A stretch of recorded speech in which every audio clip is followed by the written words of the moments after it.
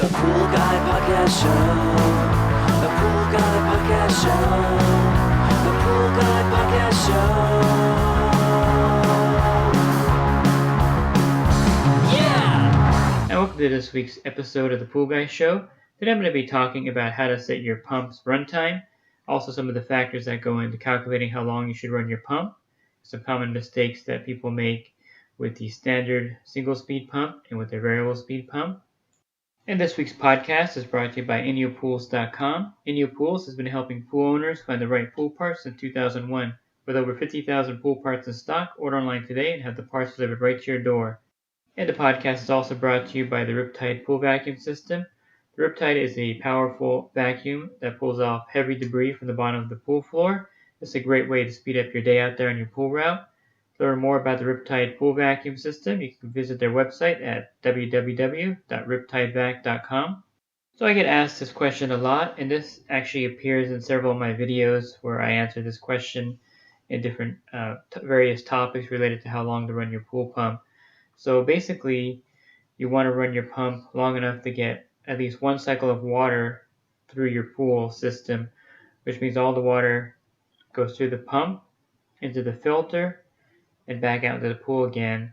And that's considered one cycle of water through the whole system. So for most regions of the country, having one cycle of water through your system is all you're going to need to keep the pool water clear and safe to swim in. But in areas like Texas, you may need more than one cycle of water to keep the pool clear and algae free. And of course, for commercial accounts, most of those will be running 24 hours a day, and it needs to be running efficiently also, so that the water actually goes through the system at a fairly rapid rate also. So a lot of the times the problems that arise at a commercial account, like an apartment or a hotel or any kind of resort, is that there's something wrong with the filtration system. Either the filter's dirty or something in that regards, and then the flow rate is not quite as high, and that causes the water quality to drop significantly. But for residential pools and in California, Florida, and other parts of the country, you want to shoot for one cycle of water through for a safe, clear swimming environment. So how we calculate how much water is passing through the pump is the gallons per minute in the United States, and of course other parts of the world it will be liters per minute. So since we're in the US, I'm going to go ahead and, for this podcast, just keep everything in gallons per minute. So how can you calculate the gallons per minute of your particular pool setup? There's several ways to do it, but I'll tell you the easiest way to do it is to install a flow meter on your pool equipment. But if you don't have a flow meter, there are some things you can do to calculate how many gallons a minute the water is actually passing through your pool pump and out through your filter. My friends over at InyoPools.com have a really good article on how to calculate this and how to calculate your total dynamic head, TDH, which refers to basically how long the pipes are in your pool from the skimmer to main drain, all the pipes by your equipment. You're going to make adjustments to the calculation depending on how many elbows you have, how many 9 degrees, how many 45 degrees, how deep the pipes are, and the dips and turns underground. So it's quite a complicated way to calculate how many gallons per minute is moving through your system. So by default, I would highly recommend getting a flow meter installed on your pool so you know how many gallons per minute are exactly moving through your pool at any given time. And if you have a variable speed pump, it's crucial to have a flow meter so that you can see how many gallons per minute are going through your pool at different RPMs or different pump speeds with the variable speed pump. So instead of doing all the calculations, doing all the measurements, and trying to calculate your total dynamic head, you just put a flow meter on your equipment and you'll know how many gallons per minute exactly. So for a flow meter, my default flow meter is the FlowViz, and I have several videos on my channel about the FlowViz flow meter, and this is the most accurate flow meter that they make, in my opinion. Pentair's new variable speed pump has a flow rate on there, but I was at the pool show and at the FlowViz booth, and they had one of the new Pentair VS pumps with the flow meter built in to the pump, and they were running it, and he was showing me how that the meter was off by like 20 gallons per minute versus the Flowvis flow meter, which is 98% accurate as far as flow goes. So for me, that's the go-to flow meter. And if you have a Jandy check valve, you can drop in the retrofit Flowvis flow meter into that spot in about 10 minutes. So it's definitely something you may want to consider doing if you want to know the exact gallons per minute of your pool without doing complicated mathematical computations and measurements and things like that. And so the gallons per minute will give you the exact runtime of your pool, and that's the way you calculate how long to run your pool in the summertime. In the wintertime, you're going to run your pool less, and some people close their pools up in the wintertime. So I'm talking in season, how long to run your pool. And the best way, again, is with a flow meter, so you know the exact gallons per minute. Give you an example of a gallon per minute calculation. Before I replaced my standard speed pump with a variable speed pump in my house, I had a flow meter on my pool, and I was getting about 60 gallons per minute. So I would take that 60 gallons per minute mark and times it by 60 minutes, and that equals 3,600 gallons per hour. So if I calculate my pool is about 15,000 gallons, it would take about 4.5 hours to get 3,600 gallons through the pool and get one full cycle of water through. So that's a good way to know exactly how long to run your pool pump.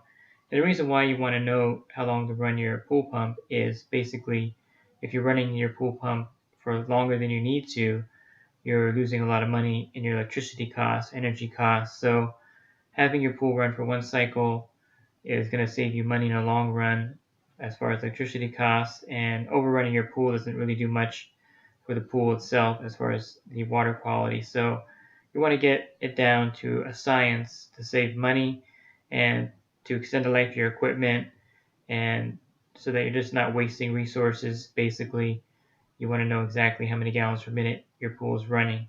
So that's a quick way to know, and the easiest thing to do is install a flow meter to get the exact gallons per minute.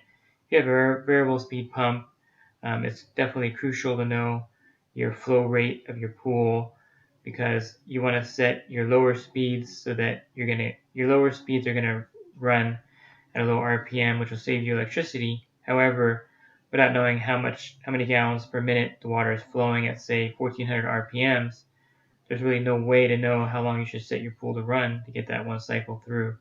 So it's crucial, also more crucial, I think, with a variable speed pump, to know your flow rate so you can set your pump to run accordingly. So one of the big mistakes that people make is that they're running their pool for too little amount of time. And I see this a lot on my pool route. I'll get to an account, and the customer has changed the runtime that I had set for 6 hours. They bring it down to 2 hours, and they want to save electricity, so they have set their pool to run for 2 hours a day.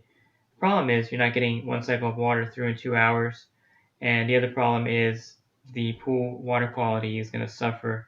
Algae will grow, the pool will be cloudy.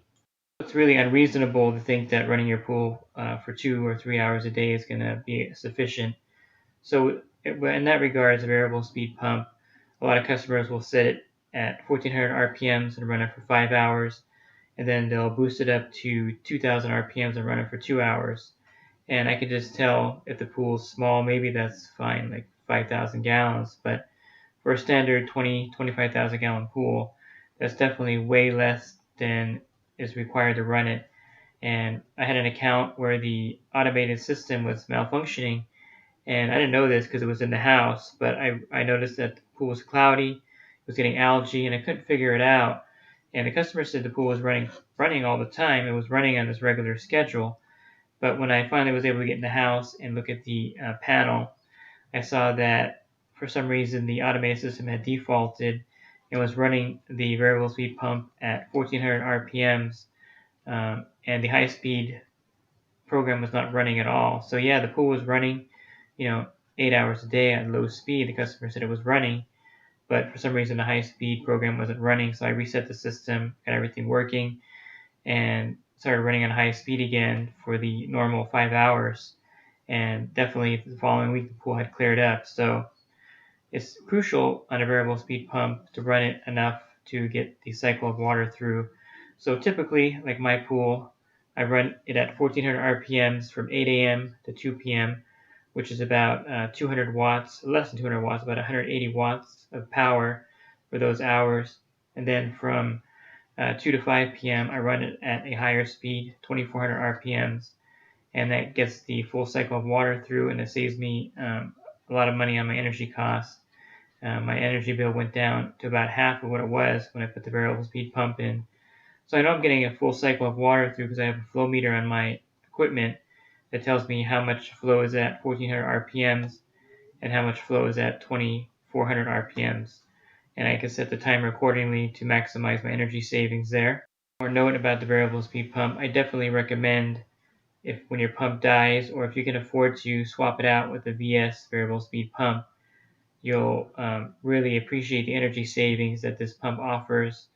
And if you have a flow meter, you'll be able to set it exactly to get the runtime that you desire, and you'll maximize energy savings. It'll pretty much pay for itself in the first year as far as energy savings. My electric bill, again, dropped about 40% just by putting the variable speed pump in and running it at a lower RPM all day.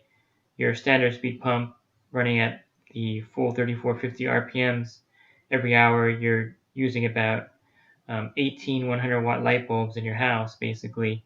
So I can see why customers want to run their pool less, because their electricity bill goes up quite a bit in the summertime with the air conditioner running and whatnot. But the variable speed pump is a great way to compensate for that higher energy cost in the summertime. And I highly recommend the variable speed pump, and again, a flow meter to know how long to run that pump and set it. Because if you don't have a flow meter, you're just guessing with the time. And I spent a lot of time on my pool route readjusting customers' pumps, variable speed pumps, when they set it for a lot less than it should be, thinking that for some reason people think that running it at 1600 RPMs for 4 hours a day is the same as their old pump, but they're running it at 3450 RPMs, which is a standard speed pump speed for 4 hours a day. There's quite a difference in the flow rate for sure. So you get an idea of the savings of a variable speed pump when you actually install it and look at your electricity bill the following month, and you'll be pretty amazed at the amount of money that you save. Of course, you have to set at a lower RPM, so a lot of companies will sell variable speed pumps to their customers, and then they set the pump to run at high speed all the time, which I've seen that happen quite a few times. The customer is saying they're not saving any money, and I go out there and I see that the installer has it running at 3150 RPMs for 8 hours a day, and there's no low speed setting in there at all. So that's another thing also. When you have the variable speed pump, running it at low RPMs is a great way to save money. We touch on when to run your pump. So this is one of those things where I get a lot of questions. Should you run your pump during the day or should you run it at nighttime? And I highly recommend you run your pump in the daytime when the sun is hitting the pool. So my pump runs on high speed from 2 to 5 p.m. at pretty much the peak of the sunlight here in my area. And you want to run your pool during the day because as it's circulating, it'll really help keep the pool free of algae, and it'll just be more efficient running when it's at the peak sunlight versus at nighttime when there's really no benefit of running it at night. And a lot of people say, well, if I run it at nighttime, my electricity bill will be less because I'm not using a lot of power during the day. In my area, we have Southern California Edison, and that's really a misnomer because our electricity bills are calculated on a tier basis, and it doesn't really matter when you use it. They do offer an off-peak program that you can sign up for, but that's something you have to actually physically go and sign up for, and you'll save money if you run your pool equipment before 10 a.m. and after 7 p.m. at night, which is the off-peak hours. But unless you sign up for that program, running your pool at night is not going to save you any money at all, and it's going to definitely affect the water quality of the pool. Also, by running the pool at night, there's no way to know if there's a problem with your pool. I had a customer running their pool at nighttime and the pump wasn't priming. They had no idea for a week it wasn't running, but since it's running from 10 p.m. till 6 in the morning, there's no way to know if no one's out there looking at the pump at that time. So running your pump at night is also not really efficient as far as for keeping an eye on your equipment to see if everything's running.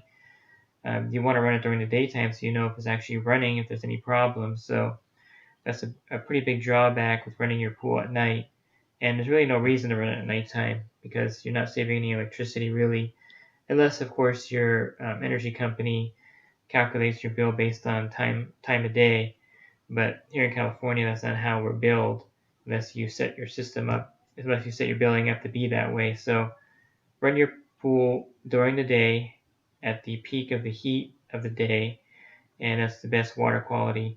If you can't run it during the peak of the day because you're using your pool, let's say at 3 o'clock in the afternoon, well, definitely run it from 9 till 3 so that it gets most of the peak of the day. And you can also set it to run twice a day. You can set it to run later in the evening if you need to also. So bottom line, run your pool during the daylight hours. It's the most effective way to run your pool and to keep the water quality good. You also want to run your pool when you add chemicals for at least 3 hours.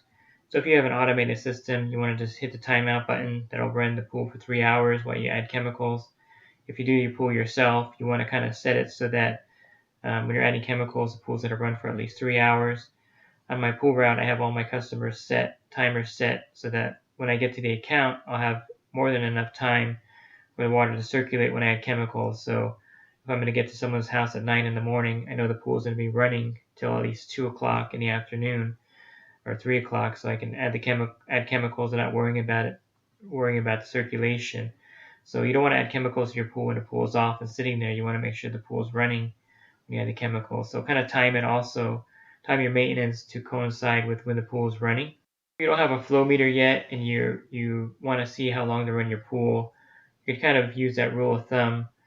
You can kind of calculate and then you'll subtract and get your gallons per minute that way. Again, it's a pretty complicated formula to get the gallons per minute exactly. You can just use my pool as an example. It was a standard 1.5 horsepower pump with a 320 square foot cartridge filter, and the skimmer was about 10 feet from the pump. The main drain was another 20 feet, and I had quite a few curves in the pipe because of my salt system and the heater, and I was getting 60 gallons per minute out of a 1.5 horsepower whisper flow pump. So that give you some idea of kind of the flow on a typical pool.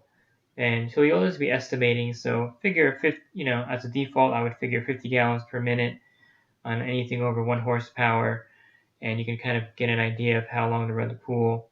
If you notice that the pool is cloudy, getting algae, or it just doesn't look good, then you're probably running your pool too little.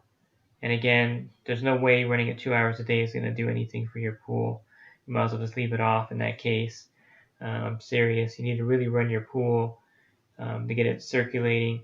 And I think a lot of people really overrun their pool. I see a lot of other videos out there where people are running their customer systems for 12 hours a day in Florida, and it's really unnecessary. I mean, the Florida pools, a lot of them are really small, 10, 12,000 gallons. And if you're running that pool 12 hours a day, it's way overkill. So definitely invest in a flow meter to see how many gallons per minute are actually flowing in your pool. Run your pool during the day, and really don't overrun your pool. You're going to really burn out your pump prematurely, and you're just wasting electricity by running your pool 12 hours a day when you may just need to run it 4 or 5 hours a day, depending on how much flow you actually have in your pool. So those are some tips. One last thing I guess I should mention is that there's some factors that will interfere with flow, and one of them is having a dirty filter. So you want to be on top of your pool filter and clean it or backwash it when the PSI gets to a higher level. So typically if you have a DE filter and you clean it and the PSI, the pressure gauge, I'm saying PSI, but the pressure gauge is reading 20 PSI and it goes up to 30, you can either backwash it or take it apart and clean it and get it back down to 20. And this will also affect the flow of the pool. So very important factor. I don't want to fail to mention that.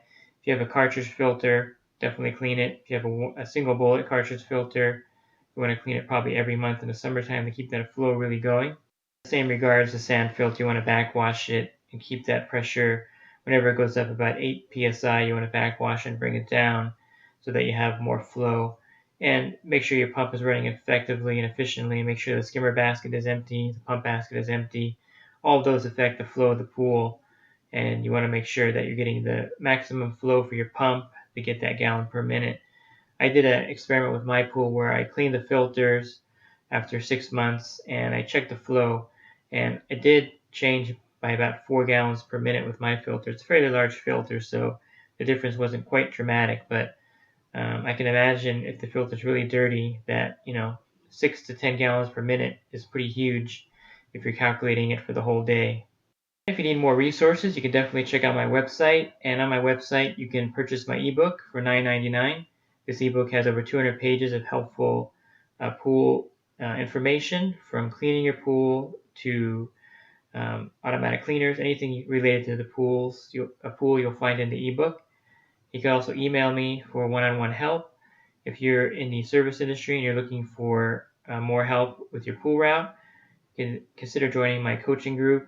For $10 a month, you can text me in real time, and for $20 a month, you can call or text me. You'll also get a free copy of my ebook, and you'll get a 10% discount on your general liability insurance. And if you're a homeowner, you may also want to join me on Patreon. I have a couple homeowners in the $10 level on the site, and they've been texting me different questions about their pool, and I've been able to answer them on the spot. So it's a great way to get kind of an instant answer for your problem, and to get pool service for $10 a month is a great bargain. So I hope you found this podcast helpful. Have a great rest of your week, and God bless. The Pool Guy Podcast Show. The Pool Guy Podcast Show. The Pool Guy Podcast Show.